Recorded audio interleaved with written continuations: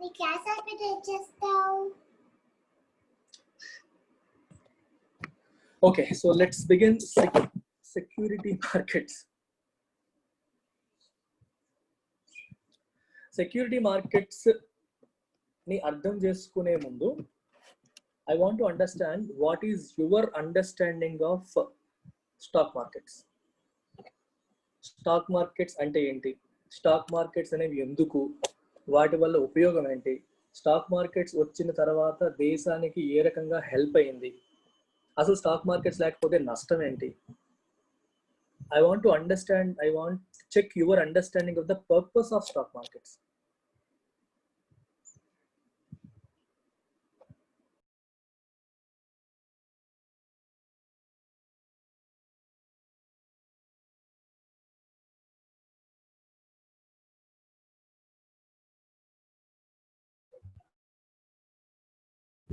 Hello, sir. Yeah. Sir, it's a way in which a company raises money from the people, sir, by IPO or Yeah. the other ways. So what is the use? దీని వల్ల ఉపయోగం ఏంటి? Sir, basically stocks are used to generate high returns. They also have high volatility.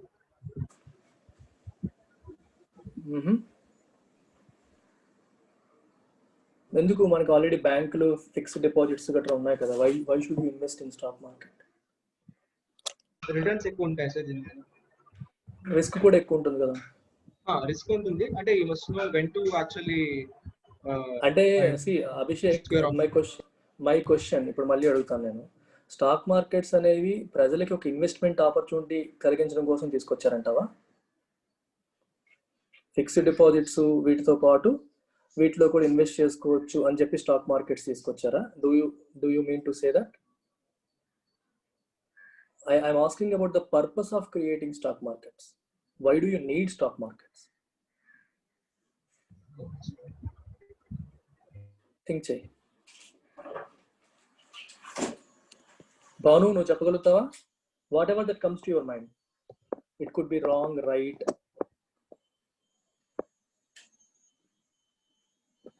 Will to analyze the trade and requirement and stability of the market, I feel. ఏ market? Which market? Which market? నేను అంటుందే stock markets ఎందుకు అంటున్నా. అసలు stock markets are security markets అసలు ఇవన్నీ ఎందుకు? Why do you need this security market?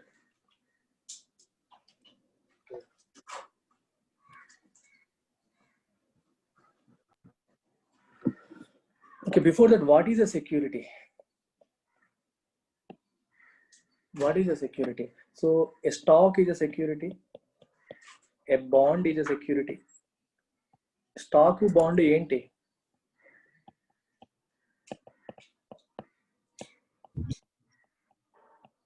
These are long term assets. They belong to long term. What is long term?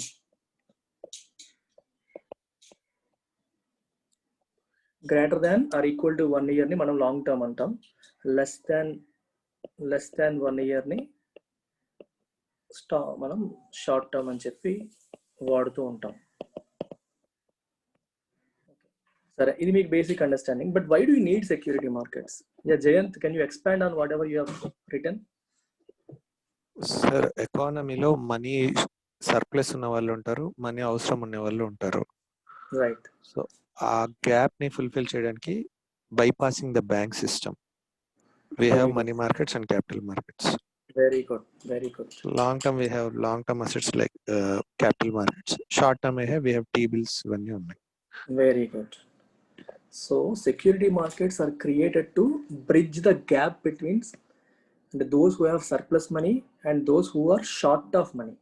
చాలా important aspect ఇది మీకు అర్థం కావాలి. సో ఒకసారి ఇది నేను ఆల్రెడీ మన ఫస్ట్ చాప్టర్ ఫినాన్షియల్ మార్కెట్స్ చాప్టర్లో ఇంట్రొడక్షన్లో చెప్పాను ఇదంతా. సో సేమ్ థింగ్ ఇక్కడ కూడా అవసరం అవుతుంది. కాకపోతే దీని యొక్క స్కోప్ రెస్ట్రిక్టెడ్. ఇందులో మనీ మార్కెట్స్ ఇక్కడ రావు. కొన్ని సెక్యూరిటీ మార్కెట్స్నే ఇంకొంచెం డీప్గా అర్థం చేసుకుంటాం. అందులో ఏవి ఎందుకున్నాయనే చూసాం కానీ డీప్గా వెళ్ళలేదు. ఇందులో ఏది ఎందుకు డీప్గా వెళ్తాం. చూడండి ఒకసారి, మళ్ళీ ఒకసారి తెలియని వాళ్ళ కోసం ఒకసారి మళ్ళీ కవర్ చేస్తాను. You have people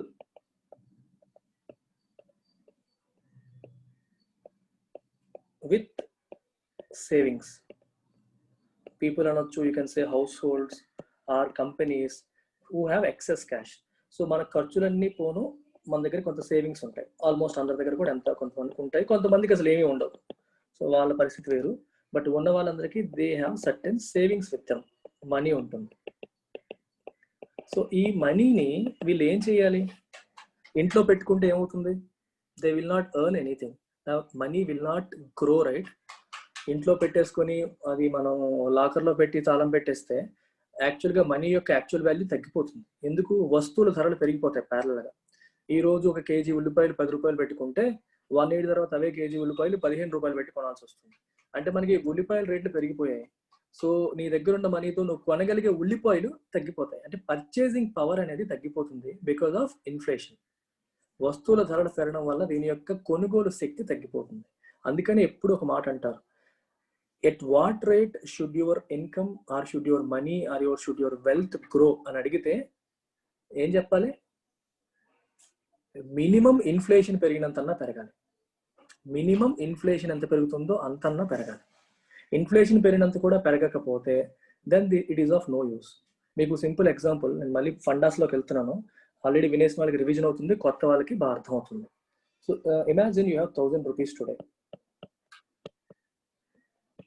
ఈరోజు 1000 rupees ఉన్నాయి. ఈ 1000 rupeesతో you could buy 100 Dairy Milk chocolates.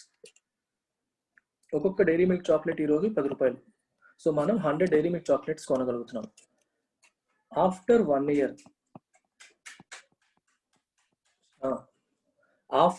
year, Dairy Milk chocolate rate వచ్చేసి లెట్స్ ఎస్యూమ్ మనకి 20 rupees అయింది అనుకోండి.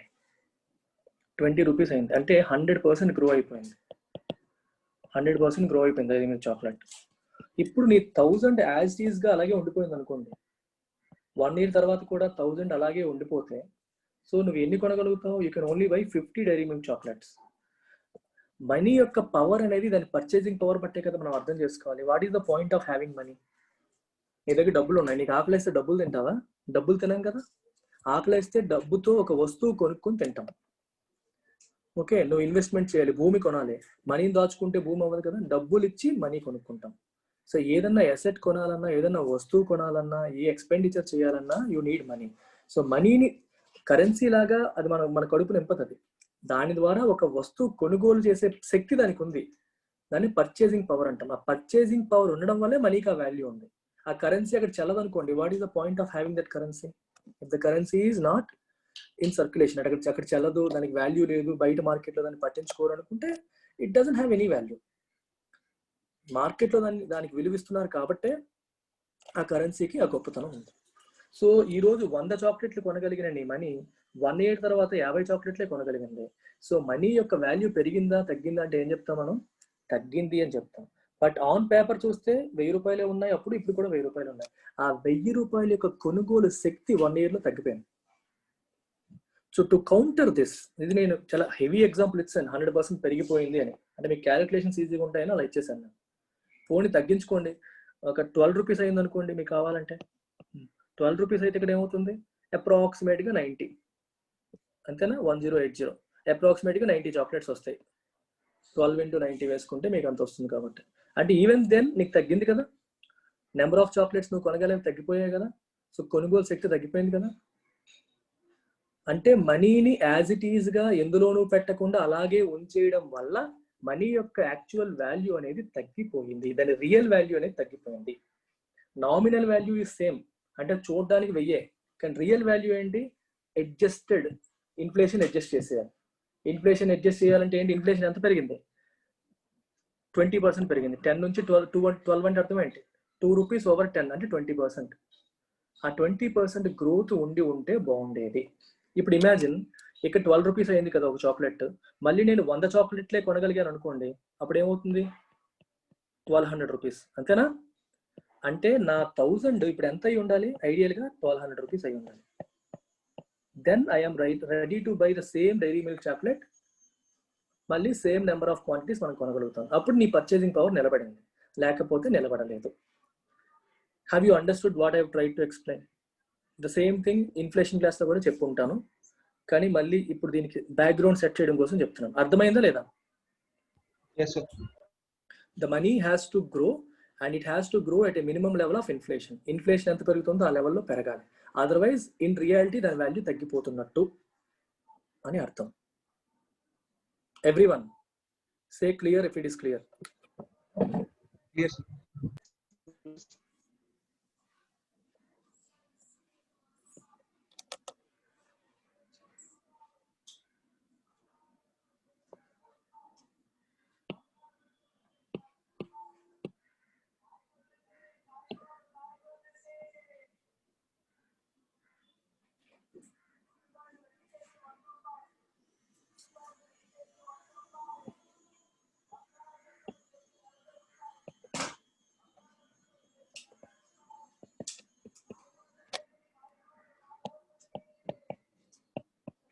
ఓకే, సో ఇది కాన్సెప్ట్ ఆఫ్ ఇన్ఫ్లేషన్. అందువల్లే మనకి ఏంటి, మనీ అనేది గ్రో అవ్వాలి. మనీ అనేది గ్రో అవ్వాలంటే ఏం చేస్తారు, చేతిలో పెట్టుకుంటారా మనీని? పెట్టుకోరు. పెట్టుకోకుండా they will invest in some asset or the other. ఇప్పుడు మన ప్రజలకి అందుబాటులో ఉన్న అసెట్ క్లాసెస్ ఏంటో చూద్దాం. What are the assets that are available? Asset అంటే అర్థం ఏంటి? ఆస్తి. ఆదాయాన్ని ఇచ్చేదాన్ని అసెట్ అంటాము, మన ఆదాయాన్ని హరించేదాన్ని లయబిలిటీ అంటాం. అంటే మనం తిరిగి చెల్లించాల్సి వస్తే అది లయబిలిటీ, మనకి ఆదాయాన్ని తీసుకొస్తే అది asset. So what are the different options before people to invest this money? Because they don't want to keep it with them. ఎందుకు వాళ్ళ దగ్గర పెట్టుకోవాలనుకోవట్లేదు? ఇన్ఫ్లేషన్ ఉంది కాబట్టి. కనీసం ఇన్ఫ్లేషన్ పెరిగేంత అయినా నా మనీ పెరగాలి, దాని విలువ పెరగాలని కోరుకుంటున్నారు. So where can they keep? What are the different options before them? ఒక ఆప్షన్ ఏంటి? ల్యాండ్. ఒక ఆప్షన్ ల్యాండ్, మీకు తెలిసిందే. ఇంకొక ఆప్షన్ ఏంటి? బ్యాంక్. బ్యాంక్ లో they can invest. What are the other options apart from land and bank? Gold, that is another asset. ఈ మూడు మనకి స్టాండర్డ్ గా తెలిసినవి. మన పల్లెటూరులోకి మనం వెళ్ళాం అనుకోండి, ఈ మూడే చెప్తారు. ల్యాండ్ కానీ, బ్యాంక్ కానీ, బ్యాంక్ లో డిపాజిట్స్ చేసుకోవడం కానీ, గోల్డ్ కానీ. That's it. ఇంతకు మించి ఆలోచన తెలియదు వాళ్ళకి. ఓకే, ఇప్పుడు ఈ అసెట్స్ లో కూడా టైప్స్ ఉన్నాయి చూడండి ఒకసారి. నువ్వు ల్యాండ్ కొన్నావు, ఈ అబ్బాయి ఏమో ఉన్న డబ్బులన్నీ పెట్టి ల్యాండ్ కొనేసాడు. ఒక 30 లక్షలు ఉంది క్యాష్, 30 లక్షలతో ల్యాండ్ కొనేసాడు. తర్వాత ఇమీడియట్ గా డబ్బులు అవసరం అయ్యాయి. అమ్ముదామంటే ల్యాండ్ ఎట్నే సేల్ అవ్వదు. ల్యాండ్ ఎలా నువ్వు అమ్మకానికి పెట్టంగానే అయిపోతుందా? కొనడం ఈజీయే, ల్యాండ్ అమ్మడం కష్టం. నువ్వు ఈ రోజు అమ్ముదాం అనుకుంటే రేపటికి నీకు బయర్ రెడీగా ఉంటాడా? ఉండడు. బ్రోకర్ని పట్టుకోవాలి, సేల్కి పెట్టాలి, పెద్ద అమౌంట్ కదా, వాళ్ళ మనీ సెట్ చేసుకోవాలి, వాళ్ళకి అవసరం ఉండాలి, ఆ ఏరియాలో పెడితే ఉపయోగం ఉంటుందని వాళ్ళకి అనిపించాలి వేరే వాళ్ళకి, అప్పుడే వాళ్ళు కొంటారు. సో ఇలాంటి అసెట్స్ మనం ఏమంటాం? ఇల్లిక్విడ్ అసెట్స్ అంటాం. ఇల్లిక్విడ్ అంటే అర్థం ఏంటి? లిక్విడ్ కానిది. లిక్విడ్ అంటే మీనింగ్ ఏంటి? Something that can be converted into cash quickly.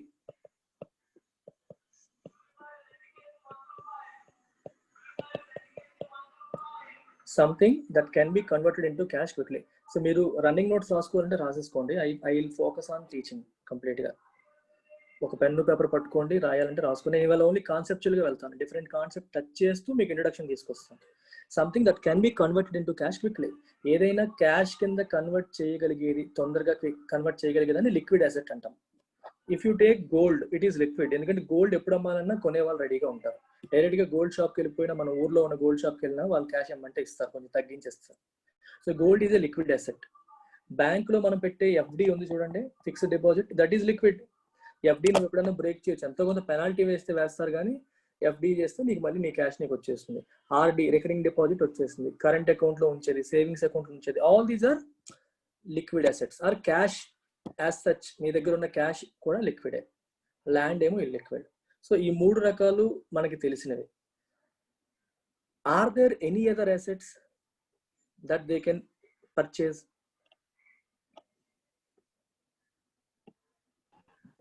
చెప్పండి. Exactly, shares or stocks. They can buy shares or stocks. They can also buy bonds or T-bills. They can also buy bonds or T bills. So ఈ రెండు బేసికల్గా టీబిల్స్ పక్కన పెడితే ఈ రెండింటిని cover చేసే మార్కెటే security market. ఈ రెండింటిని మనం సెక్యూరిటీస్ అంటాం. There are other things other than these two, ఇంకా చాలా ఉంటాయి, అవన్నీ మీకు తర్వాత కవర్ చేస్తాను. At a broad level this is what you need to understand. So before you understand what a security market is, you need to understand what a share is, what a bond is. ఇవి కూడా మీరు తెలుసుకోవాలి. Okay, ఇప్పుడు మనం ఏ perspective నుంచి వస్తున్నాము? People have excess cash and they want to invest it in some asset or the other. ఇప్పుడు మనం ఏం చేస్తున్నామంటే సప్లై సైడ్ మాట్లాడాం. సప్లై సైడ్ అంటే అర్థం ఏంటి? క్యాష్ ని సప్లై చేసేవాళ్ళు ఎవరు? ప్రజలే కదా ఇప్పుడు సప్లై చేస్తున్నారు. They have cash, excess cash వాళ్ళ దగ్గరే ఉంది, and they are the suppliers of cash. Okay, now let's look at demand side. Demand side చూద్దాం. అంటే మనీ కావాల్సి వచ్చిన వాళ్ళు, the institutions or the people or the committees or the organizations that need money. These guys have money and they want to invest it. And there are people who need money and they want to borrow. డబ్బులు అవసరమైన వాడు borrow చేస్తాడు, ఎక్కువ ఉన్నవాడు ఇస్తాడు. ఇచ్చిన వాడికి అది ఇన్వెస్ట్మెంట్ అసెట్, తీసుకున్న వాడికి అది లయబిలిటీ. క్లారిటీ వచ్చిందా ఇక్కడ? ఇప్పుడు బారోయింగ్ ఎవరెవరు చేస్తారో ఒకసారి చూద్దాం. 1 second guys.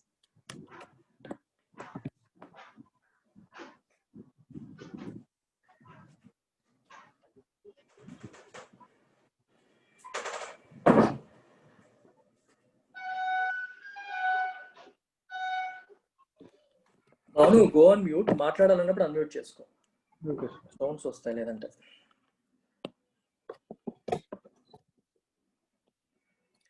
Is it clear? We are talking about supply side. Bhagyashree, నీకు అర్థమవుతుందా? Yes, sir. యా, అంటే మనీ ఎక్సెస్ క్యాష్ ఎవరి దగ్గర ఉందో వాళ్ళ పర్స్పెక్టివ్ లో మనం మాట్లాడాం. ఇందాక మీరు ఆలోచించినప్పుడు నేను ఫస్ట్ స్టాక్ మార్కెట్స్ అంటే ఏంటి అని చెప్పినప్పుడు అభిషేక్ ఇచ్చిన ఆన్సర్ కూడా ఇటువైపు నుంచే వచ్చింది. అంటే ఇన్వెస్టర్ పాయింట్ ఆఫ్ వ్యూలో అభిషేక్ ఆన్సర్ చేశాడు. బట్ యాక్చువల్గా stock markets are not designed keeping investors in mind. Investors కి ఒక ఇన్వెస్ట్మెంట్ ఆప్షన్ కల్పించాలి అనే ఆలోచనతో వచ్చింది కాదు. స్టాక్ మార్కెట్స్ ఎందుకు వచ్చాయో చెప్తాను మెల్లగా వినండి. సప్లై సైడ్ వినేశారు. Now let's look at demand side. Demand side అంటే అర్థం ఏంటో చూద్దాం ఇప్పుడు. అంటే మనీ అవసరం ఉన్నవాళ్ళు. సో మీరే చెప్పండి, మనీ ఎవరెవరికి అవసరం ఉంటుంది? ఫ్రెష్గా ఒక చాప్టర్ కంప్లీట్ చేసుకొని వచ్చాం. ఏంటా చాప్టర్? Public finance. అందులో ఏం తెలుసుకున్నాం? గవర్నమెంట్కి మనీ అవసరం ఉంటుందా ఉండదా? ఉంటుంది. So government is one entity that wants money. ఎందుకు గవర్నమెంట్కి మనీ అవసరం? గవర్నమెంట్ పాలసీ ఇంప్లిమెంట్ చేయడానికి.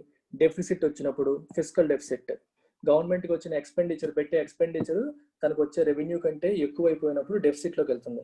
మరి డెఫిసిట్ ని కవర్ చేయడం కోసం it wants to borrow. Borrow అంటే గవర్నమెంట్ వాంట్స్ మనీ. గవర్నమెంట్కి మనీ కావాలి. ఇంకెవరికి మనీ కావాలి? Corporates, private companies.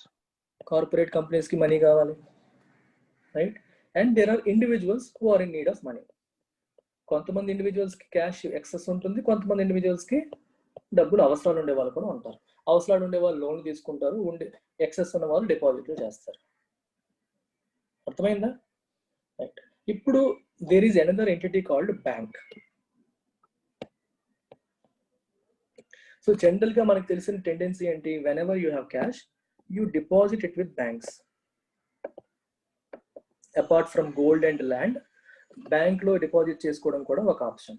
ఇప్పుడు బ్యాంక్ మన దగ్గర డిపాజిట్స్ సేకరిస్తుంది. లెట్స్ సే మనకి 6% ఇంట్రెస్ట్ పే చేస్తుంది. ఈ బ్యాంక్ ఏం చేస్తుంది? మన దగ్గర తీసుకున్న మనీని it lends to corporates, it also lends to people who are in need of money. వీటిని ఏమంటాం? లోన్స్ అంటాం. లోన్స్ కి ఒక 15% అలా ఇంట్రెస్ట్ వస్తుంది. ఇక్కడేమో 6 to 8%, 10% ఇస్తుంది.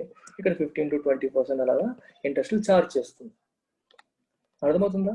ఈ రెండింటి మధ్య ఉన్న స్ప్రెడ్, ఈ డిఫరెన్స్ అనేది బ్యాంక్ యొక్క ప్రాఫిట్. ఈ లోన్స్ ని బ్యాంకుకి అసెట్స్ అంటాం, ఎందుకంటే వీటి నుంచి బ్యాంకులకు ఆదాయం వస్తుంది.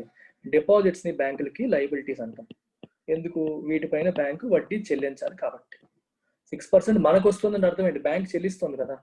సో బ్యాంక్ పరంగా అది అప్పు, బ్యాంక్ మన దగ్గర అప్పు తీసుకుంది అని అర్థం. మన దగ్గర అప్పు తీసుకొని మళ్ళీ కార్పొరేట్ కంపెనీస్ కి మనకి అప్పు ఇస్తుంది. ఇది బ్యాంక్ పర్స్పెక్టివ్. బ్యాంక్ ఇన్వాల్వ్ అవ్వకుండా can corporate raise money from people directly? Can government take money from people directly? Yes, government direct గా ప్రజల దగ్గర మనీ తీసుకోవచ్చు. అలా తీసుకోవడానికి గవర్నమెంట్ కొన్న మార్గమే బాండ్స్. షార్ట్ టర్మ్ లో అయితే టీ బిల్స్, ట్రెజరీ బిల్స్ అంటాం.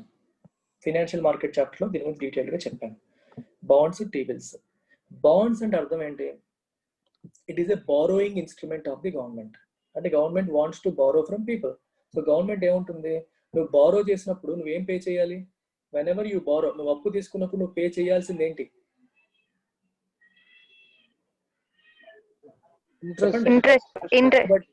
వడ్డీ పే చేయాలి కదా. సో బ్యాంక్ ఏముంటుంది, ఐఎమ్ రిలీజింగ్ ఏ బాండ్, నేను ఒక బాండ్ ఇష్యూ చేస్తున్నాను అంటారు. ఇష్యూ చేస్తుంటే ఎవడన్నా కొంటాడా? కొనడు. ఏమి ఇస్తే కొంటాడు? వడ్డీ ఇస్తే కొంటాడు. ఆ వడ్డీనే మనం కూపన్ రేట్ అంటాం. 8%, 10%, వాట్ ఎవర్ ఇట్ ఈస్, ఇంత వడ్డీ ఇస్తాను అంటారు. ఇంకా అప్పు తీసుకునేటప్పుడు ఇంకో విషయం ఏంటి? ఎన్నాళ్ళకి. ఫస్ట్ క్వశ్చన్ అదే కదా, అప్పు కావాలంటారు, ఎన్ని సంవత్సరాల్లో తిరిగిస్తావు, ఎన్నాళ్ళలో తిరిగిస్తావు, ఫస్ట్ క్వశ్చన్ అదే కదా. సో బాండ్కి ఒక మెచ్యూరిటీ పీరియడ్, ఒక కూపన్ రేటు, ఎన్నాళ్ళలో తిరిగించాలి అని చెప్తుంది, ఎంత వడ్డీ ఇస్తానని చెప్పి ఒక బాండ్ ఇష్యూ చేస్తుంది. And people who have excess cash will invest in to it. వీళ్ళు ఇన్వెస్ట్ చేస్తారు. వీళ్ళు ఇన్వెస్ట్ చేయడం వల్ల గవర్నమెంట్కి ఏమొచ్చింది? ఫండ్స్ వచ్చాయి. మనకేమొచ్చింది? బాండ్ వచ్చింది. బాండ్ రావడం వల్ల మనకి అడ్వాంటేజ్ ఏంటి? దాని మీద వడ్డీ వస్తుంది. ఖాళీగా ఇంట్లో కూర్చుంటే విలువ లేని మన క్యాష్ బాండ్ కొనుక్కుంది కాబట్టి బాండ్ మీద వచ్చే వడ్డీతో కొంచెం గ్రో అవుతుంది. గవర్నమెంట్కి డబ్బులు అవసరం, గవర్నమెంట్ ప్రజల దగ్గర అప్పు తీసుకుంది. దానికి ఉపయోగపడిన ఒక ఇన్స్ట్రుమెంట్ ఏంటి? Bond. Bond can be 1 year period ఉండొచ్చు, 3 year పీరియడ్ ఉండొచ్చు, 5 year పీరియడ్ ఉండొచ్చు, 20 years పీరియడ్స్ ఉండొచ్చు, పెర్పెచువల్ బాండ్స్ కూడా ఉంటాయి. అంటే మెచ్యూరిటీ ఉండదు దానికి, ఓన్లీ వడ్డీ ఇస్తుంటుంది గవర్నమెంట్, మెచ్యూరిటీ ఉండదు. గవర్నమెంట్కి ఎప్పుడు నచ్చితే అప్పుడు నీ అసలు ఇస్తుంది, లేకపోతే అసలు ఇవ్వదు. అంతవరకు ఓన్లీ వడ్డీ ఇస్తూ ఉంటుంది. అలాంటి బాండ్స్ కూడా ఉంటాయి. ఇది పక్కన పెట్టండి. Come to corporates. కార్పొరేట్స్ పరిస్థితి ఏంటి? What are the options before corporates? Corporates can also issue bonds. Corporates కూడా బాండ్స్ ఇష్యూ చేయొచ్చు. వీటిని కార్పొరేట్ బాండ్స్ అంటారు లేదా డిబెంచర్స్ అంటారు. We call them corporate bonds or debentures. Government కూడా బాండ్స్ ఇష్యూ చేస్తుంది, కార్పొరేట్ కూడా బాండ్స్ ఇష్యూ చేస్తుంది. నువ్వు గవర్నమెంట్ బాండ్ కొంటావా, కార్పొరేట్ బాండ్ కొంటావా? వడ్డీ రేట్స్ ఏమైతే ఖచ్చితంగా గవర్నమెంట్ బాండ్ కొంటావు. ఎందుకు? సేఫ్టీ, నీ డబ్బుకి భద్రత ఉంటుంది. కార్పొరేట్ అయితే మనకి సేఫ్టీ ఉండకపోవచ్చు, కంపెనీ ఎత్తేస్తుందేమో అని చిన్న భయం ఉంటుంది. సో కార్పొరేట్ బాండ్, మన గవర్నమెంట్ బాండ్ ఉంటుండగా కార్పొరేట్ బాండ్కి అట్రాక్ట్ చేయాలంటే వాడు ఏం చేయాలి? హై రేట్ ఆఫ్ ఇంట్రెస్ట్ ఎక్కువ, వడ్డీ ఎక్కువ ఇవ్వాలి, అంతేనా? ఇంట్రెస్ట్ అనేది ఎక్కువ పే చేయాలి. ఇప్పుడు మామూలుగా ప్రిఫరెన్స్ గవర్నమెంట్ బాండ్కి ఎక్కువ, మరి గవర్నమెంట్ బాండ్ దాడి నీ దగ్గర రావాలంటే నువ్వు వడ్డీ ఎక్కువ ఇవ్వాలి. సో ఎక్కువ ఇంట్రెస్ట్ పే చేస్తే వస్తుంది. సో కార్పొరేట్ బాండ్స్కి గవర్నమెంట్ బాండ్స్ కంటే ఒకే టైంలో రిలీజ్ అయిన గవర్నమెంట్ బాండ్కి కార్పొరేట్ బాండ్కి కన్సిడర్ చేసుకుంటే కార్పొరేట్ బాండ్కి వడ్డీ రేట్ ఎక్కువ ఉంటుంది compare to government bonds. Corporates bonds కాకుండా వాటికి ఇంకో ఆప్షన్ కూడా ఉంది. ఏంటది? షేర్స్. షేర్ అంటే అర్థం ఏంటి తెలుగులో? షేర్ అంటే అర్థం ఏంటి? నాకు కొంత షేర్ ఇస్తావా అంటారు. Share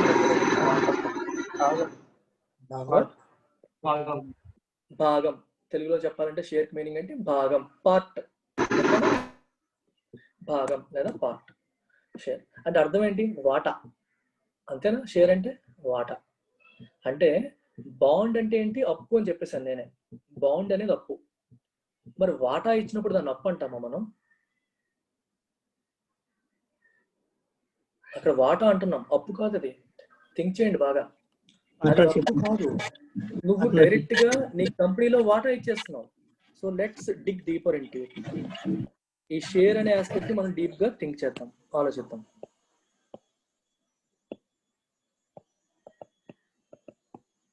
So people have cash, corporates want money, corporates money కావాలి. ఇప్పుడు కార్పొరేట్స్ కున్న రెండు మార్గాలు ఏంటి?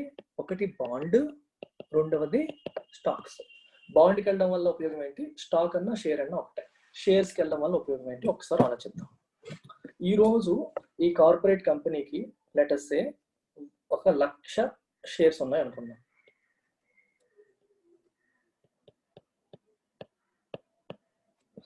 లక్ష షేర్స్. సో ఒక్కొక్క షేరు ఈరోజు వాల్యూ వచ్చి 100 రూపీస్ అనుకోండి. అంటే ఎంత అవుతుంది టోటల్ వాల్యుయేషన్? 1 crore. ఇది ఆన్ పేపర్ దాని వాల్యుయేషన్ 1 crore. ఇప్పుడు ఈ కంపెనీ ఎక్స్పాండ్ అవుదాం అనుకుంటుంది, కానీ చేతిలో డబ్బులు లేవు. కంపెనీకి ఉన్న 2 మార్గాలు ఏంటి? కంపెనీకి యాక్చువల్గా 20 లక్షల క్యాష్ కావాలి. 20 లక్షల క్యాష్ ఉంటే అది ఎక్స్పాండ్ అవుతుంది, అంటే బిజినెస్ ఎక్స్పాండ్ చేసుకుంటాడు, లేకపోతే ఏదో ఒకటి చేస్తాడు. మరి 20 లక్షల క్యాష్ కావాలంటే ఈ కార్పొరేట్ కంపెనీకి 2 మార్గాలు ఉన్నాయి. ఒకటి బాండ్స్ ఇష్యూ చేయడం, రెండోది ఏంటి షేర్స్ ఇష్యూ చేయడం, మూడోది ఏంటి బ్యాంక్ దగ్గర లోన్ తీసుకోవడం. లోన్ తీసుకుంటే ఏం చేయాలి? బ్యాంక్ వాడు వచ్చి నాకు 15% వడ్డీ కావాలని అడిగాడు. 20 లక్షలు అప్పిస్తా, ఓకే, నాకు 15% వడ్డీ కావాలి, నెల నెల ఈఎంఐ కట్టుకోవాలి నువ్వు అని చెప్పాడు. కార్పొరేట్ కంపెనీ ఏం ఆలోచిస్తుంది? 15% వడ్డీకి నేను డబ్బులు తెచ్చినప్పుడు అంతకంటే ఎక్కువ రిటర్న్స్ జనరేట్ చేసేలా ఉండాలా లేదా? అప్పుడే కదా వర్కౌట్ అవుతుంది. కదా నువ్వు రూపాయి వడ్డీకి తీసుకొచ్చావు డబ్బులు, నువ్వు తీసుకొచ్చిన డబ్బులతో బిజినెస్ చేస్తే నీకు 8% వచ్చింది ప్రాఫిట్, నీకు వర్కౌట్ అవుతుందా? తిరిగి 4% నీకే లాస్. నువ్వు కట్టాల్సిన వడ్డీ ఎక్కువ ఉంటుంది, నీకు వచ్చిన ఆదాయం తక్కువ ఉంటుంది. ఆ డిఫరెన్స్ అనేది నీకు లాస్ అయిపోతుంది, అంతేనా? అలా ఉంటుంది. ఇప్పుడు 15% వడ్డీకి కార్పొరేట్ తీసుకొచ్చినప్పుడు దానికంటే ఎక్కువ రిటర్న్స్ జనరేట్ చేయగలుగుతుందా లేదా అని ఆలోచించాల్సి వస్తుంది. ఇఫ్ ద కార్పొరేట్ ఫీల్స్ మనం అంత జనరేట్ చేయలేము, అంత అప్పుల్లో కూరుకుపోతే మనం లాసుల్లోకి వెళ్ళిపోతామేమో, బ్యాంక్ కూడా మనల్ని మళ్ళీ దివాలా తీయించేస్తాడని చెప్పి భయపడే అవకాశాలు ఉంటాయి. So then they have second option called bond. Bond issue చేయాలంటే ఒక అనామకమైన కంపెనీ, ఊరు పేరు లేని కంపెనీ బాండ్ ఇష్యూ చేస్తే ఎవడు కొనడు. పేరున్న కంపెనీ చేస్తే కొంటాడు. టాటా కానీ, ఎల్ఎన్టీ కానీ, ఇట్లాంటి ఆదిత్య బిర్లా గ్రూప్ కానీ, ఇలాంటి పెద్ద పెద్ద సంస్థలు బాండ్ ఇష్యూ చేస్తే మనం కొంటాం. తెలియని కంపెనీలు బాండ్స్ ఇష్యూ చేస్తే ప్రజలు కొంటారా? కొనరు. మరి అంత తెలియని కంపెనీ బాండ్ ఇష్యూ చేస్తుంది అన్నప్పుడు మరి వాళ్ళ బాండ్ మనం కొనేలా చేయాలంటే వాళ్ళు ఏం చేయాలి? వడ్డీ రేటు చాలా ఎక్కువ ఇవ్వాలి. ఇప్పుడు ఆ రేటు కూడా బ్యాంకు లాగే దగ్గరికి వచ్చింది అనుకోండి, ఏంటి ఉపయోగం? మళ్ళీ సేమ్ ప్రాబ్లం, చాలా ఎక్కువ వడ్డీ ఇవ్వాల్సి వస్తుంది. అంత వడ్డీ ఇచ్చేలాగా వాళ్ళు మనీ జనరేట్ చేయగలిగితే పర్లేదు, చేయలేదు అనుకోండి లాస్ అయిపోతారు. సో వాళ్ళకున్న థర్డ్ ఆప్షన్ ఏంటి? ఎలాగూ మన దగ్గర 1,00,000 షేర్లు ఉన్నాయి, అందులో 20,000 షేర్లు అమ్మేద్దాం. 20,000 షేర్లు అమ్మేద్దాం అంటే మనం అందరం ఎవరైతే ఒరిజినల్ వాటాదారులు ఉంటారో, ఓకే, ఒరిజినల్గా వాళ్ళని ప్రమోటర్స్ అంటారు. ఇప్పుడు ఈ కంపెనీ 5 అనుకోండి, 5 ఇండివిజువల్స్ కలిపి కంపెనీ స్టార్ట్ చేశారు, అందరికీ సమానంగా ఉందనుకోండి. సో ఒక్కొక్కరి దగ్గర 20,000 షేర్లు ఉన్నాయి.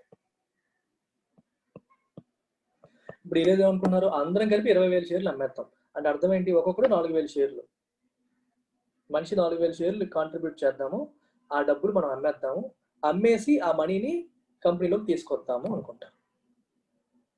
అంటే ఇప్పుడు ఏం జరుగుతుంది? You are selling certain portion of your business, you are not taking any debt. అప్పు తీసుకోవట్లేదు, నువ్వు నీ బిజినెస్ ని అమ్మేస్తున్నావు. ఈ 20,000 షేర్లు వీళ్ళు అమ్మినప్పుడు పీపుల్ కెన్ బై. అలా అమ్మేటప్పుడు ఆ ఫస్ట్ టైం దాన్ని మనం అమ్మకం ప్రాసెస్ మనం ఐపీఓ అంటాం, ఇనీషియల్ పబ్లిక్ ఆఫరింగ్. ఇనీషియల్ అంటే మొట్టమొదటిసారి, పబ్లిక్ అంటే ప్రజలకి ఆఫరింగ్, మేము ఆఫర్ చేస్తున్నాము. మొట్టమొదటిసారి కంపెనీ తన షేర్స్ ని ప్రజలకి అమ్ముతుండే ప్రాసెస్ మనం ఐపీఓ అంటాం. ఐపీఓ ఏంటి, ఏ ప్రాసెస్? నేను ప్రాసెస్లోకి వెళ్ళట్లేదు, I'm only touching up on the concepts. అన్ని కాన్సెప్ట్స్ బ్రాడ్గా ఇవాళ టచ్ చేస్తాం. I'm not getting in to the nitty-gritties of it, ఎలా చేస్తారు, ఏం చేస్తారు అది కాదు. ఓకే, ఇనీషియల్ పబ్లిక్ ఆఫరింగ్ అంటే ఫస్ట్ టైం ఒక ప్రైవేట్ లిమిటెడ్ కంపెనీ అంటే ప్రైవేట్ కంపెనీ అప్పటి వరకు అది it is going public. It is going public అంటే అర్థం ఏంటి? It is selling its shares to public. General public అమ్మేస్తాం. జనరల్ పబ్లిక్ అమ్మేయడం ద్వారా ఆ కంపెనీకి ఏమొస్తుంది? ఇప్పుడు ఫండ్స్ వస్తాయి, అంతేనా? ఇప్పుడు 20,000 షేర్లు అమ్మారు, 100 రూపీస్ కొట్టిన ప్రైస్ పెట్టారు అనుకోండి, నిజంగా ప్రజలు 100 రూపీస్ పెట్టి కొనొచ్చు, దీనికి వర్త్ ఉందని చెప్పి భావించారు అనుకోండి, కొంటారు. సో 100 into 20,000 ఎంత అవుతుంది మనకి? 20 లక్షల రూపాయలు.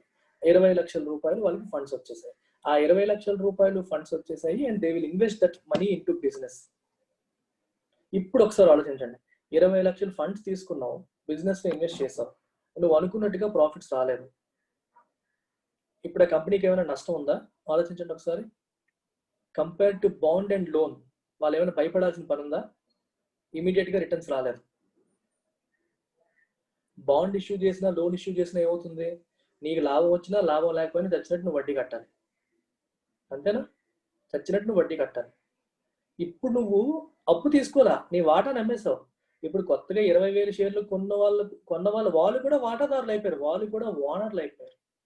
They are also the owners of the company now. అయితే మీకు వాటా ఎక్కువ ఉంది, వాళ్ళకి వాటా తక్కువ ఉంది, అంతే డిఫరెన్స్. వాళ్ళు కూడా ఓనర్లు అయిపోయారు. కానీ do you have to pay anything to them? No.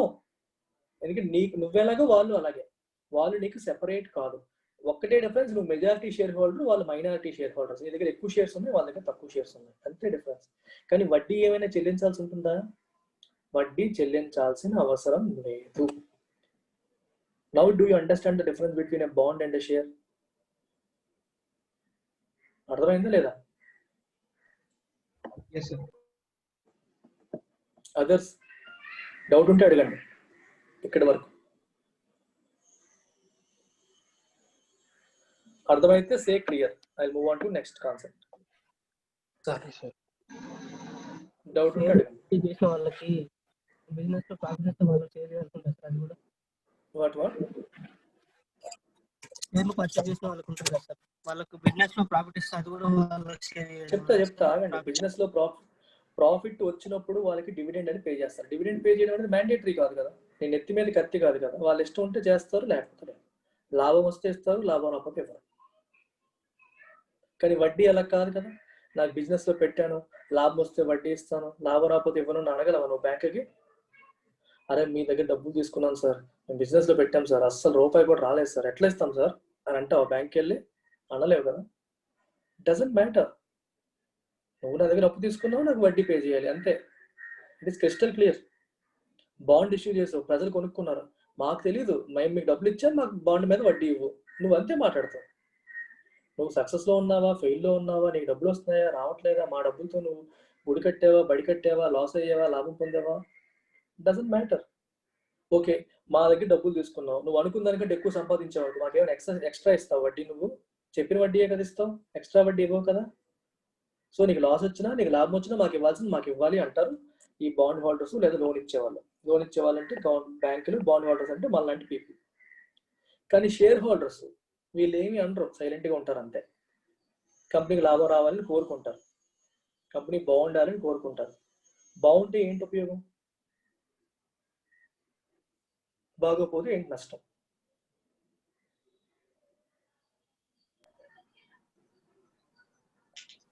బాగుంటే Share value increase share price పెరుగుతూ ఉంటుంది, తర్వాత రెప్యుటేషన్ పోతూ ఉంటుంది. ఒకవేళ రెప్యుటేషన్ పెరుగుతూ ఉంటుంది, ఒకవేళ పడిపోతే షేర్ వాల్యూ పోతుంది, ప్రాఫిట్ కంపెనీ లాస్ లో రన్ అవుతూ ఉంటుంది. ఓకే, సో ఇక్కడ వరకు మీకు అర్థమైంది కదా. Now let's move on to how A share performs in the stock market.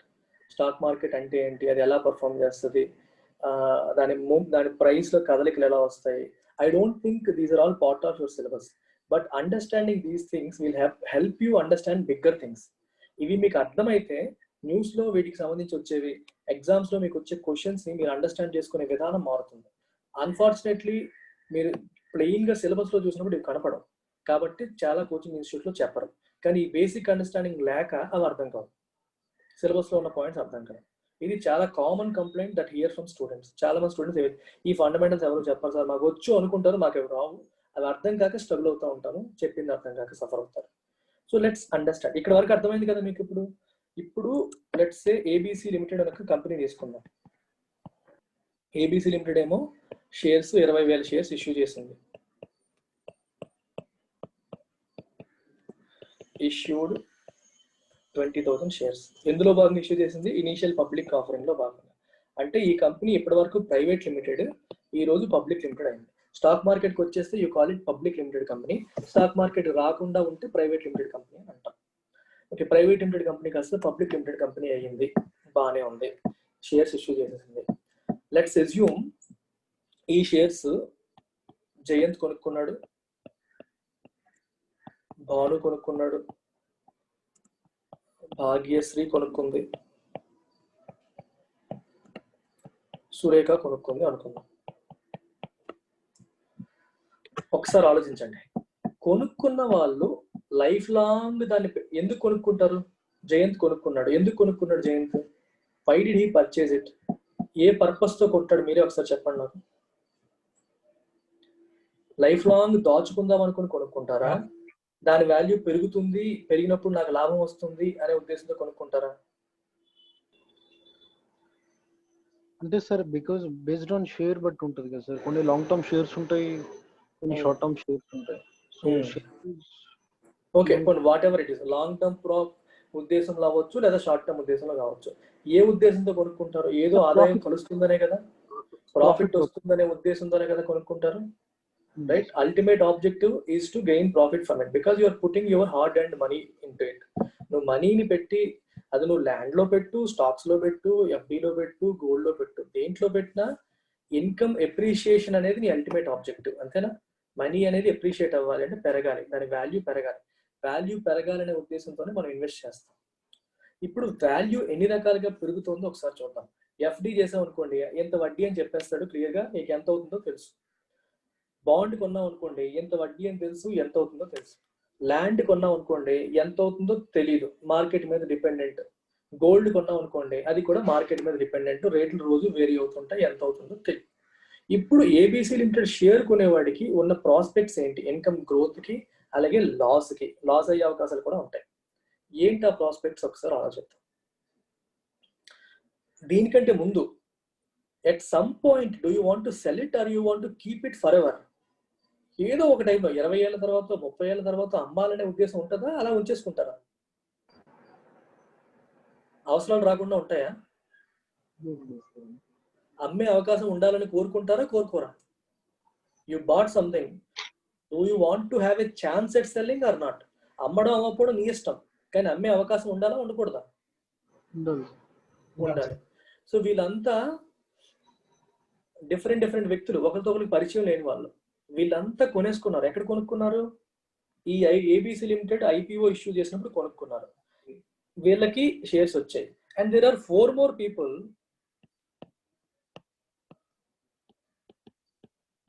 Abhishek, Lakshman, okay, అలాగే మన లోకేష్, ఓకే. సో వీళ్ళేమనుకుంటున్నారు? రాజా, వీళ్ళ నలుగురు కొందాం అనుకున్నారు కానీ కొనలేకపోయారు. ఐపీఓ ఇష్యూ చేసినప్పుడు వీళ్ళ నలుగురు కూడా కొందామని ట్రై చేశారు. అన్ఫార్చునేట్లీ వీళ్ళకి షేర్స్ అలాట్ అవ్వలేదు. వీళ్ళకి ఏబీసీ లిమిటెడ్ మీద మంచి గురి ఉంది, ఇది మంచి కంపెనీ, ఇక్కడ నేను పెడితే నాకు ప్రాఫిట్ వస్తుందని అనుకుంటున్నారు. కానీ అన్ఫార్చునేట్ గా ఐపీఓ వచ్చినప్పుడు వాళ్ళు కొనలేకపోయారు. ఎందుకంటే షేర్స్ లిమిటెడ్ గా ఉంటాయి, కొంతమందికే వస్తాయి, వీళ్ళకి రాలేదు. లాటరీ పద్ధతిలో వేశారు, వీళ్ళకి రాలేదు. ఉన్న షేర్స్ కంటే ఎక్కువ మంది అప్లై చేశారు అనుకుందాం ఫర్ ఎగ్జాంపుల్. సో మామూలుగా వాళ్ళు ఇష్యూ ప్రైస్ ఎంత? 100 రూపీస్. వీళ్ళు కొనుక్కున్నారు 100 రూపీస్ పెట్టి. ఇప్పుడు షేర్స్ కొనలేకపోయిన వాళ్ళు మళ్ళీ కొనాలి, ఇంకో ఛాన్స్ ఉంటే బాగుండు, ఐపీఓలో కొనలేకపోయామని అనుకుంటారు. అలాగే షేర్స్ కొన్న వాళ్ళు రేపు పొద్దున్న నాకు సడన్ గా అవసరం వచ్చింది, అమ్మాలనుకుంటే అమ్మే అవకాశం కావాలనుకుంటారు. మరి అమ్మే అవకాశం కల్పించేది ఏంటి? కొనాలనుకునే వాడికి మళ్ళీ కొనడానికి అవకాశం కల్పించేది ఏంటి? ఎవరైతే ఆల్రెడీ షేర్ హోల్డ్ చేస్తున్నారో వాళ్ళు సేల్ చేస్తే ఎవరికి దొరికిపోయి ఉందో వీళ్ళు ఎక్కడ సేల్ చేస్తారు? Secondary markets. Exactly, we call it secondary market or stock market. ఈ ఐపీఓ ఇష్యూ చేసే మార్కెట్ ని we call it primary market. This is primary market and this is secondary market. Secondary market ఏం చేస్తుంది? It provides liquidity. It provides a platform wherein you can buy and sell these shares. Already primary market లో IPO ద్వారా కొనుక్కున్న వాళ్ళు అమ్మాలి అనుకుంటే అమ్ముకోవచ్చు, కొందాం అనుకుని కొనలేకపోయిన వాళ్ళు డైరెక్ట్ గా ఇక్కడికే వచ్చి కొనుక్కోవచ్చు, లేదా వీళ్ళలో వీళ్ళు అమ్ముకోవాలన్నా కొనుక్కోవాలన్నా కొనుక్కోవచ్చు. సో సెకండరీ మార్కెట్ ఏంటి ప్రొవైడ్ చేస్తుంది మనకి? లిక్విడిటీ. లిక్విడిటీ అంటే అర్థం ఏంటి? The ability of an asset to get converted into cash. క్యాష్గా మారే అవకాశాన్ని కల్పిస్తుంది. లేకపోతే share is nothing but a piece of paper. It has no value unless you can sell it and encash it. అది క్యాష్ రూపంలో మార్చుకోగలిగితేనే దానికి వాల్యూ ఉంటుంది. క్యాష్ రూపంలో నువ్వు మార్చుకోలేకపోతే it doesn't have any value. అర్థమైందా? అలా దాన్ని లిక్విడ్ క్యాష్ కింద మార్చుకోవడానికి ఒక అవకాశాన్ని కల్పించేది, దానికి ఒక లిక్విడిటీ ప్రొవైడ్ చేసే మార్కెటే secondary market, also called stock market. ఇప్పుడు ఈ సెకండరీ మార్కెట్లో ఈ షేర్స్ చేతులు మారుతూ ఉంటాయి. కొనేవాళ్ళు కొంటూ ఉంటారు, అమ్మే వాళ్ళు అమ్ముతూ ఉంటారు. అర్థమైందా? సెకండరీ మార్కెట్ అంటే ఏంటో అర్థమైందా? స్టాక్ మార్కెట్ అంటే ఏంటో అర్థమైందా? It provides liquidity. కొనే వాళ్ళకి అమ్మే వాళ్ళకి ఒక మార్కెట్ లాంటిది. కూరగాయల మార్కెట్ తీసుకోండి, నీకేమో టొమాటోలు కావాలి, ఇంకోటికి దగ్గర టొమాటోలు ఉన్నాయి, ఉండేవాడు అక్కడికే వస్తాడు, కావాలనుకునేవాడు అక్కడికే వెళ్తాడు. మండి మార్కెట్కి వెళ్తావు, కొనుక్కుంటావు. అదే మార్కెట్కి తను వస్తాడు, అమ్ముతాడు. సో స్టాక్ మార్కెట్కి అలాగే షేర్స్ ఉన్న వాళ్ళు వస్తారు, షేర్స్ కావాలనుకునే వాళ్ళు వస్తారు. ఉన్న వాళ్ళు అమ్మకానికి పెడతారు, కావాలనుకునే వాళ్ళు కొనడానికి వస్తారు. ఇద్దరి మధ్య రేట్ కుదిరితే సేల్ అవుతుంది. సేల్ అయిందంటే అర్థం ఏంటి? ఓనర్షిప్ ట్రాన్స్ఫర్ అయిపోయింది. ఇతని చేతిలో ఉన్న షేర్స్ నీ చేతిలోకి వచ్చేసాయి. సో నువ్వు కూడా ఓనర్ అయిపోయావు కంపెనీకి. అండ్ ఎవరైతే అమ్మేశాడో he is no longer the owner of the company. Share అంటే ఓనర్షిప్ కదా. You're losing your ownership and somebody is buying that ownership. ఇప్పుడు స్టాక్ మార్కెట్, యాక్చువల్ స్టాక్ మార్కెట్లో ప్రైస్లు ఎలా కదులుతాయో ఒకసారి చెప్తాను. You might not need it as part of your syllabus, but understanding this will help you. అందుకని ఒకసారి ప్రైస్లు ఎలా కదులుతాయో ఒకసారి చూద్దాం.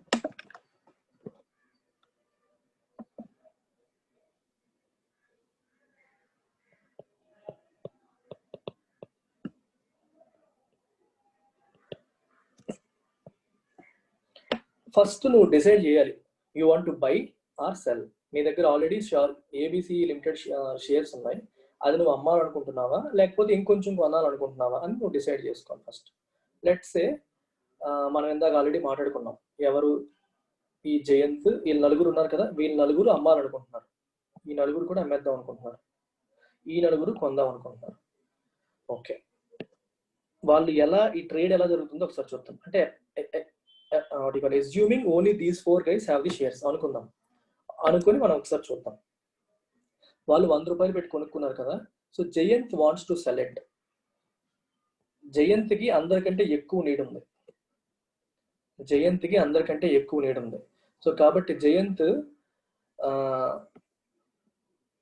110 రూపాయలకి అమ్మేద్దాం అనుకుంటున్నాడు.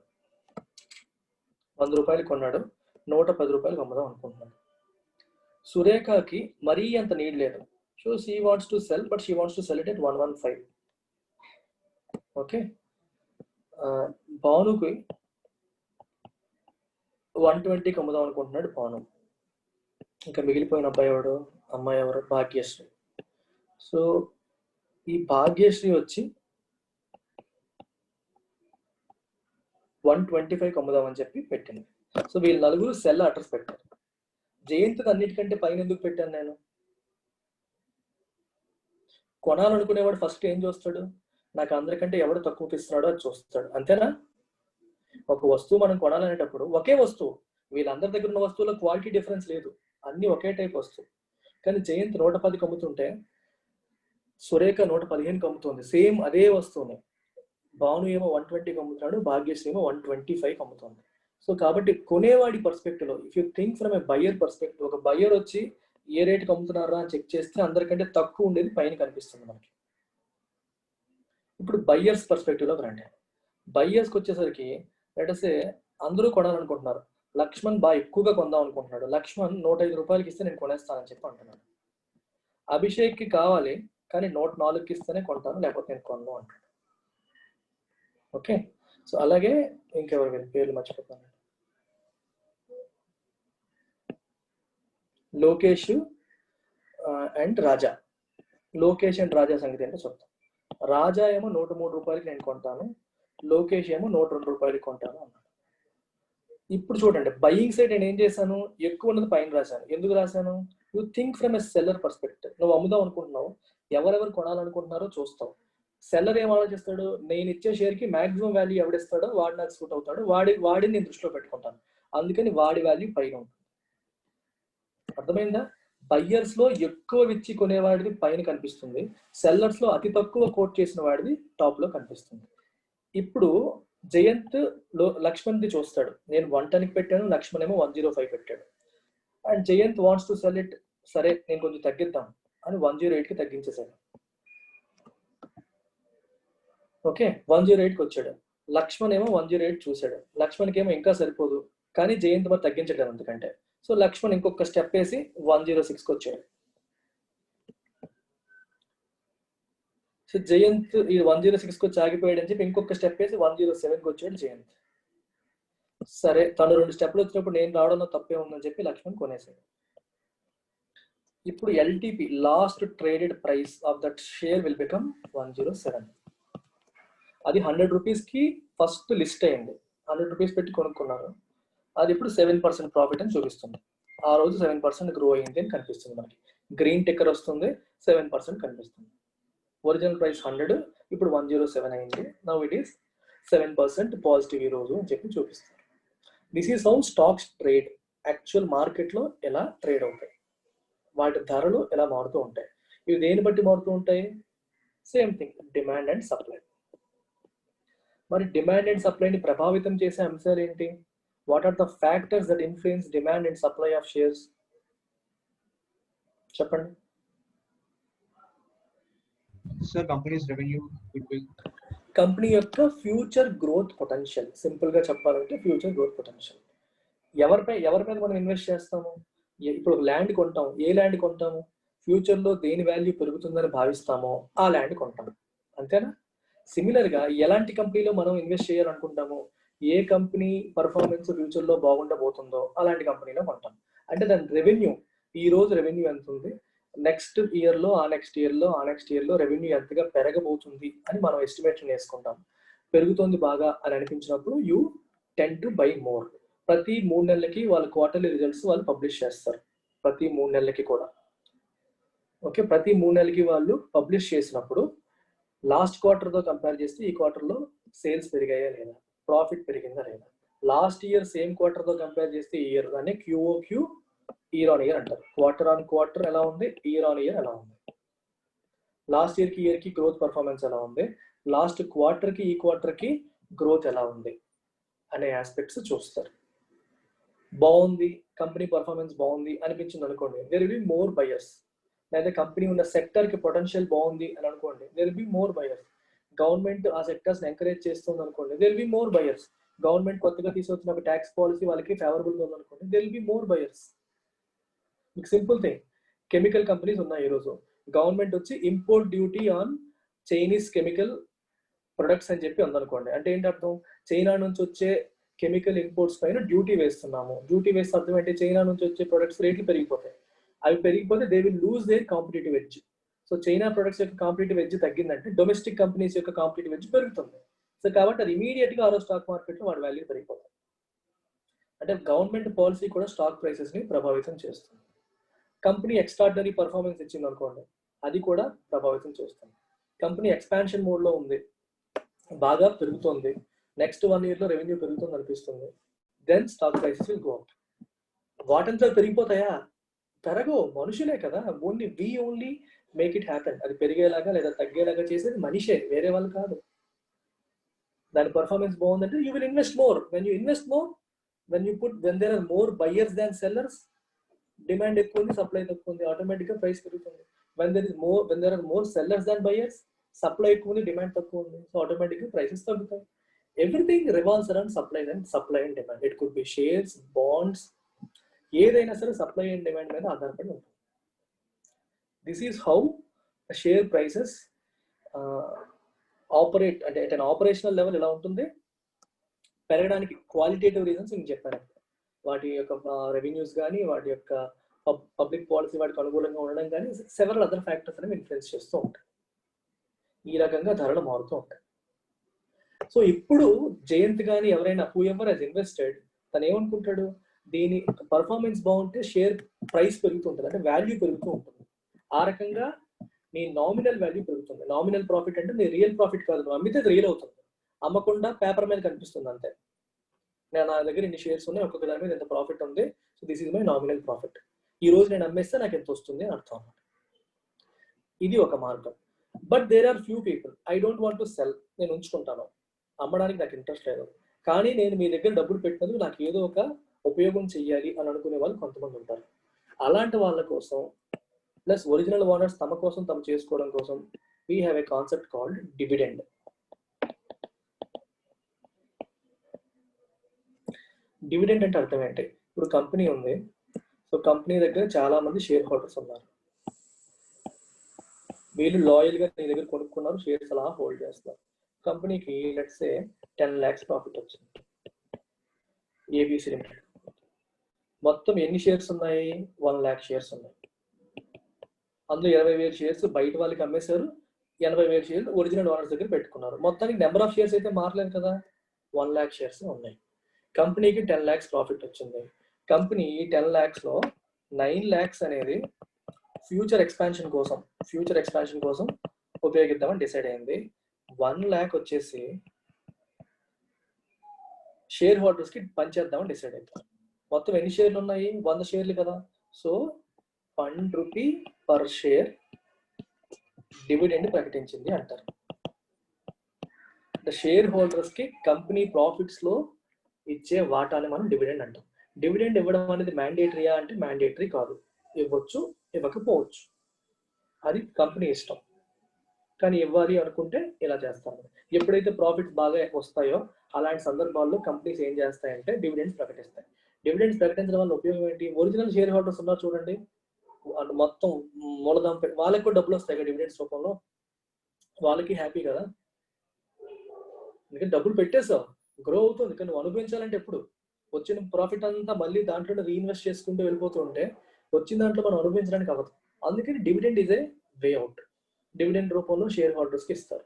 అంటే మనం బాండ్ కొన్నవాడికి వడ్డీ ఎలా వస్తుందో షేర్ కొన్నవాడికి డివిడెండ్ అనేది వస్తుంది. డిఫరెన్స్ ఏంటంటే డివిడెండ్ అనేది ఇవ్వాలనే గ్యారంటీ లేదు, వడ్డీ అనేది ఇవ్వాలనే గ్యారంటీ ఉంది. That is the difference between dividend and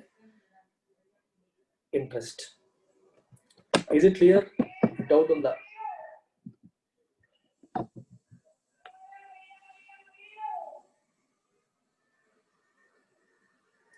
dividend అంటే అర్థమైందా అందరికి?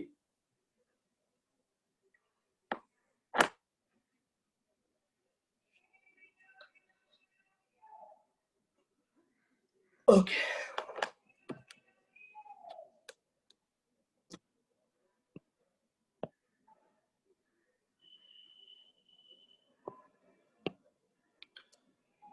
భాగ్యశ్రీ, భాను పటేల్, సార్ హుషార్, Yashoda. Yes, sir. Okay. Next student. Now you understood what is a dividend. Now I want to touch upon the concept of Sensex and Nifty. What is Sensex and what is Nifty?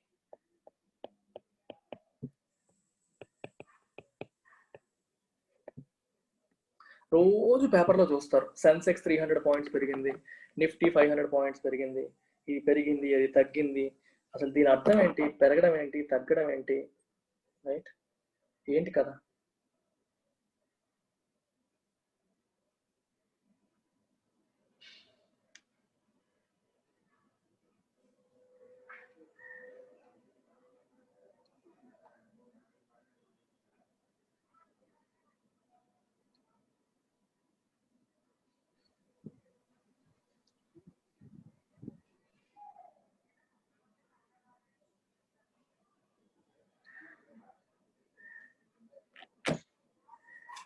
ఏంటి కదా? Sir ఆలోచించండి.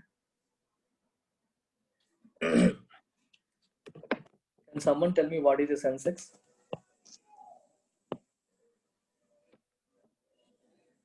Sir, market index. Okay, how does it work?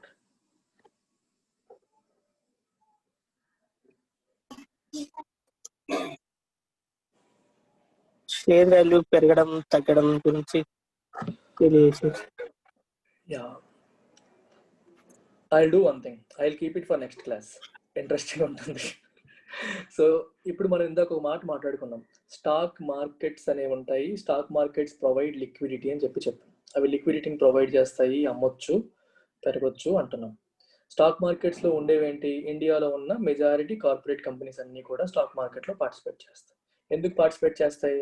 Because it is providing them with an opportunity to raise capital. అంతేనా? ఒక corporate కంపెనీకి డబ్బులు అవసరమైనప్పుడు వడ్డీ చెల్లించాల్సిన భారం లేకుండా, వడ్డీ నెత్తి మీద కత్తి, వడ్డీ అంటే ఏంటి, ఖచ్చితంగా కట్టాలి, ఖచ్చితంగా పే చేయాలి ఈ టైంలో అని ఒక భారం ఉంటుంది, ఆబ్లిగేషన్ ఉంటుంది. ఆ ఆబ్లిగేషన్ లేకుండా they can simply raise capital. Capital అంటే మూలధనం. వాళ్ళు ప్రజలకి వాళ్ళ వాటాలని, కంపెనీలో ఉన్న వాటాలను అమ్మడం ద్వారా వాళ్ళు మనీని రైజ్ చేసి ఆ మనీ ద్వారా బిజినెసెస్ అనేవి ఎక్స్పాండ్ చేసుకుంటూ వచ్చారు. ఒక రకంగా stock markets have contributed to what? Huge business expansion. చిన్న చిన్న కంపెనీస్ చాలా పెద్ద కంపెనీస్గా మారాయి అంటే కారణం స్టాక్ మార్కెట్సే. 1990s ఇన్ఫోసిస్ మొట్టమొదటిసారి మనీ రైజ్ చేసింది. Now Infosys has become huge. చాలా కంపెనీస్ రైజ్ చేస్తాయి. ఇన్ఫోసిస్ ఎగ్జాంపుల్గా తీసుకున్న, అప్పట్లో ఇన్ఫోసిస్ అంటే ఒక పెద్ద సక్సెస్ స్టోరీ. దాంట్లో డబ్బులు పెట్టిన వాళ్ళందరూ కోటీశ్వరులు అయ్యారు అని చెప్పి మాట్లాడుకునేవాళ్ళు. అంటే ఇన్ఫోసిస్ ఒక చిన్న కంపెనీగా ఉన్నప్పుడు ఈ స్టాక్ మార్కెట్ అనేది అందుబాటులో లేకపోతే, ఆ కంపెనీకి బ్యాంక్ లోన్ తీసుకుంటే రిస్క్ అని చెప్పి భయపడి తీసుకోకపోతే అలాగే ఉండిపోతుంది, గ్రోత్ లేకుండా ఉండిపోతుంది. కంపెనీకి ప్రాస్పెక్ట్స్ ఎక్కువ ఉన్నాయి, బిజినెస్ ఆపర్చునిటీస్ ఎక్కువ ఉన్నాయి, కానీ రిస్క్ ఎందుకు అని బాండ్స్ ఇష్యూ చేయకుండా, బ్యాంక్ లోన్ తీసుకోకుండా ఉండిపోతే దెబ్బతినేసేది. ఎప్పుడైతే స్టాక్ మార్కెట్ ఆప్షన్ వచ్చిందో రిస్క్ లేదు కదా, they are selling their shares. లాభం పొందితే ఒరిజినల్ ఓనర్స్తో పాటు కొత్త షేర్ హోల్డర్స్ కూడా లాభం పొందుతారు, నష్టపోతే ఒరిజినల్ ఓనర్స్తో పాటు కొత్త షేర్ హోల్డర్స్ కూడా నష్టపోతారు. కానీ నోబడీ కెన్ గో టు కోర్టుకి వెళ్ళలేరు, నాకు ఇది ఇవ్వాలి అని చెప్పి అడగడానికి హక్కు లేదు. నువ్వు కంపెనీలో వాటా కొన్న తర్వాత లాభం వచ్చినా నీకు వస్తుంది, నష్టం వచ్చినా నీకు వస్తుంది, నువ్వు భరించాలి. సో నీకు ప్రెషర్ తగ్గుతుంది. ఆ ప్రెషర్ తగ్గే అద్భుతమైన అవకాశం వచ్చింది కాబట్టి ఇట్ వెంట్ పబ్లిక్. అంటే ఐపీఓ ఇష్యూ చేసింది, raised additional capital, then use that additional capital to fund its business expansion plans. అలాగే అన్ని కంపెనీస్ కూడా, ఈరోజు రిలయన్స్ కానీ లేకపోతే ఏ కంపెనీ అయినా సరే, ప్రతి కంపెనీ కూడా అలా వాళ్ళ వాటాలని అమ్ముతూ ఫండ్స్ రైజ్ చేస్తూ వాళ్ళు ఇంకా ఇంకా ఇంకా ఇంకా ఎక్స్పాండ్ అవ్వడానికి అవకాశం దొరుకుతుంది. సో చిన్న చిన్న కంపెనీస్ పెద్ద పెద్ద కంపెనీస్గా మారుతున్నాయి. క్యాపిటల్ అనేది ఏ దేశం ముందుకు వెళ్ళాలన్నా చాలా ఇంపార్టెంట్ థింగ్ ఏంటి? క్యాపిటల్, మూలధనం అంటాం.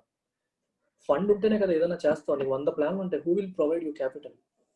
అలా ప్రజల దగ్గరున్న ఎక్సెస్ క్యాష్ని ఎఫిషియెంట్గా ఆప్టిమమ్ యూటిలైజేషన్ ఆఫ్ రిసోర్సెస్ అంటాం అన్నమాట. క్యాపిటల్ మార్కెట్స్ యొక్క ప్రధాన ఉద్దేశం ఏంటి? Optimum utilisation of resources between those who have excess cash and those who need cash. డబ్బు ఎక్కువ ఉన్న వాళ్ళకి, డబ్బు తక్కువ ఉన్న వాళ్ళకి మధ్యలో మనీ ఫ్లో అనేది కరెక్ట్గా జరిగేలా చూసి మనీని ఎఫిషియెంట్గా యూటిలైజ్ చేసేలాగా చేసేదే capital market. Otherwise you're excessively dependent on banks అనేవి వడ్డీ, డెట్. సో డెట్ ఇష్టం లేని కంపెనీలు కూడా ఉంటాయి. అలాంటి వాళ్ళకి ఈ స్టాక్ మార్కెట్ అనేది, సెక్యూరిటీ మార్కెట్ అనేది ఒక ఆపర్చునిటీ ఇస్తుంది. You can sell your shares and still raise money. అలా వచ్చిన మనీని మీరు బిజినెస్ ఎక్స్పాండ్ చేసుకోండి, గ్రో అవ్వండి అనే ఒక అవకాశాన్ని కల్పిస్తుంది. That is about security market and this is why it was created. Abhishek, అర్థమైందా? It is not to give an investment opportunity to people. It is to give a fundraising opportunity to corporates. Corporate కంపెనీస్కి money, వాళ్ళ business ఎక్స్పాన్షన్కి, వాళ్ళు grow అవ్వడానికి అవసరమయ్యే మనీని సమీకరించుకోవడానికి ఇది ఒక మార్గం. ఇది ఒక రెస్ట్రిక్ట్ చేసేయకుండా, ఓన్లీ బ్యాంకుల వైపు మాత్రమే రెస్ట్రిక్ట్ చేసేయకుండా ఇది ఇంకొక మార్గం. అందుకోసమని స్టాక్ మార్కెట్స్ వచ్చాయి. ఎప్పుడైనా సరే స్టాక్ మార్కెట్స్ వల్ల సొసైటీకి ఏంటి ఉపయోగం అని ఎవరన్నా అడిగితే ఏంటి షేర్స్, డబ్బులు వస్తాయి, ఇలా మాట్లాడకూడదు. మీరు you think from demand side, not from supply side. Demand side నుంచి మాట్లాడాలి. సప్లై అనేది లాస్ట్ లో, besides all this they also provide, మాట చెప్తారు, they also provide another investment opportunity to investors అని చెప్పి ప్రజలకి చెప్పొచ్చు. అది ఇంపార్టెంట్ ఫ్యాక్టర్ కాదు, అది లాస్ట్ లో చెప్పాలి. కానీ ఇంపార్టెంట్ థింగ్ ఏంటి? The much needed capital. మీకు యూపీఎస్సీ పర్స్పెక్టివ్ లో, మెయిన్స్ పర్స్పెక్టివ్ లో మీరు అర్థం చేసుకోవాల్సినది, కార్పొరేట్స్ కి అవసరమైన మచ్ నీడెడ్ క్యాపిటల్ సప్లై చేస్తుంది. సప్లై చేయడానికి ఒక మంచి మార్గాన్ని వేస్తుంది స్టాక్ మార్కెట్. దీనివల్ల companies can grow, they can produce more. ఎక్కువ ప్రొడ్యూస్ చేసినప్పుడు ఏమవుతుంది? అవుట్పుట్ పెరుగుతుంది. అవుట్పుట్ పెరిగితే ఏమవుతుంది? It contributes to the GDP of the country. GDP పెరిగితే ఏమవుతుంది? ట్యాక్స్ ఇన్కమ్ పెరుగుతుంది. లింక్ చేయండి ఒకసారి మీరు, మీకు ఒకసారి ఎలా లింక్ చేయండి అలా చేయొచ్చు మీరు. నేను ఒకసారి చెప్తా చూడండి. స్టాక్ మార్కెట్స్ వచ్చాయి. స్టాక్ మార్కెట్స్ రావడం వల్ల corporates can raise more capital. when they can raise more capital, they expand. Business expand అవుతుంది. When they expand, they produce more. When they produce more, output goes up. When the output goes up, GDP goes up. When GDP goes up, government యొక్క tax revenue goes up. Automatically output పెరిగింది. 100 items produce అయినప్పుడు 100 items మీద government tax వచ్చింది. 1000 items వచ్చినప్పుడు 1000 items మీద tax వస్తుంది. Tax revenue పెరుగుతుంది. ఈ జీడిపి పెరుగుదలకి ట్యాక్స్ రెవెన్యూ పెరుగుదలకి ఉన్న లింక్ ని ఎస్టాబ్లిష్ చేసే ఇండికేటర్ ఏది? రంగరాజన్ ఎడిటోరియల్లో నేను చెప్పాను. ఇది ఎవరు విన్నారో ఈరోజు తెలిసిపోతుంది. An indicator which tells you how much tax revenue grows vis-a-vis the growth in GDP. Tax buoyancy. Exactly, tax buoyancy. Economy editorials కూడా ఎక్స్ప్లెనేషన్ మీరు వినకపోతే చదవకపోతే you are going to lose. You will learn much more than what you learn in class. క్లాస్లో ఉన్నదానికి revision అవుతుంది. అడిషనల్గా you will learn many more things. Editorials miss అవ్వకండి. రిపీటెడ్గా చెప్తున్నాను, డోంట్ మిస్ దెమ్. ప్రిలిమ్స్ పర్స్పెక్టివ్లో, మెయిన్స్ పర్స్పెక్టివ్లో, నేర్చుకున్నది అప్లికేషన్ పర్స్పెక్టివ్లో, అండర్స్టాండింగ్ పర్స్పెక్టివ్లో, from many perspectives editorial reading is a must. If you are a true UPSC aspirant, you will never ever miss any editorial based on economy. వేరేది miss అయిన అవుతారేమో కానీ economy editorial miss అవుతున్నారంటే then you are not a true UPSC aspirant. either నా analysis వినండి, వెనకపోండి. మీకు అర్థమైపోతే వినాల్సిన పని లేదు, అర్థం కాకపోతే వినండి. అడగగానే అందరూ చెప్పాలి, చెప్పలేకపోయారు అంటే అందరూ వినట్లేదు. ట్యాక్స్ బుయన్సీ అడగొచ్చు కదా ప్రిలిమ్స్లో డైరెక్ట్గా. మీకు బిట్ అడగొచ్చు డైరెక్ట్గా ఏంటది అని.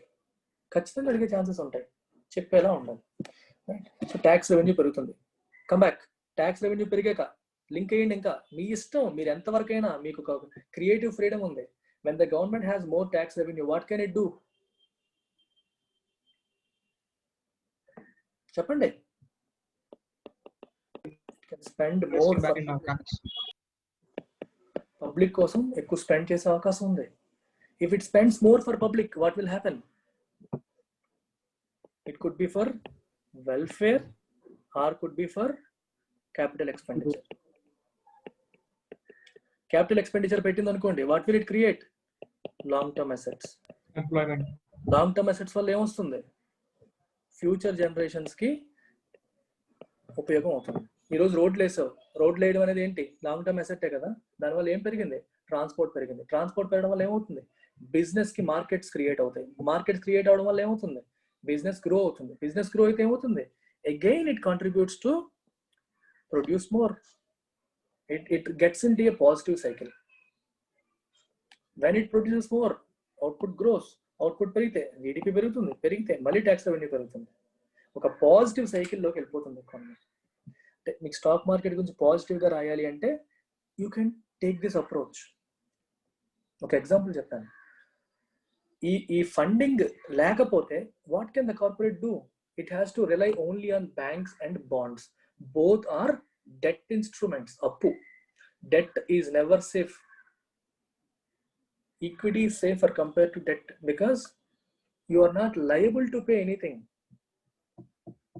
There is no knife hanging around your neck. You are not liable. ఈ రోజు ఇన్ని కంపెనీలు దివాలా తీసేస్తాయని ఈ బాధలే ఉండదు. If you raise all your money only through capital, only through shares, మీకు ఇబ్బంది ఉండదు. ఇది అడ్వాంటేజ్. ఎలా మీరు పబ్లిక్ ఫైనాన్స్, మనం ట్యాక్సేషన్, ఇదేమొచ్చేసి stock markets, security markets, linkup. Economy అంతా లింకేజెస్. చాప్టర్ వైజ్ మనం చూడకూడదు. ఓవరాల్ గా ప్రతిదీ ఒకదాంతో లింక్ అవుతూ ఉంటుంది.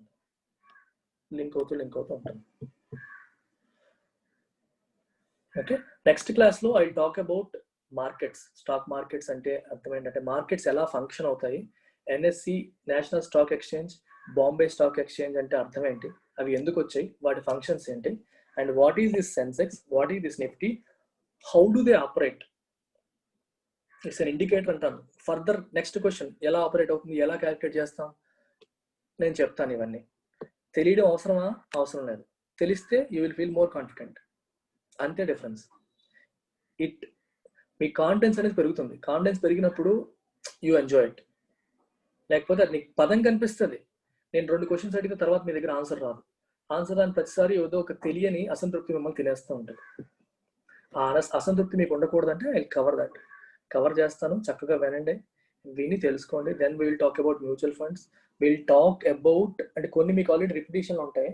We will also talk about futures. We will also talk about derivatives, options. వీటి సంగతి కూడా చెప్తాను నేను. వీటన్నిటిని కలిపి డెరివేటివ్స్ అంటారు. డెరివేటివ్స్ అంటే అర్థం ఏంటి, ఫ్యూచర్స్ అంటే అర్థం ఏంటి, ఆప్షన్స్ అంటే అర్థం ఏంటి, అవి ఎలా ఉపయోగపడతాయి, అలాగే commodities market. We will talk about all these things. ఇది ఇంట్రో క్లాస్ లాగా మీకు ఇక్కడ వరకు కవర్ చేశాను. నెక్స్ట్ క్లాస్లో అంటే మనకి సాటర్డే క్లాస్లో ఐ విల్ గో డీప్. ఓకేనా? I will stop it here. Thank you. Doubts ఏమైనా ఉన్నాయా?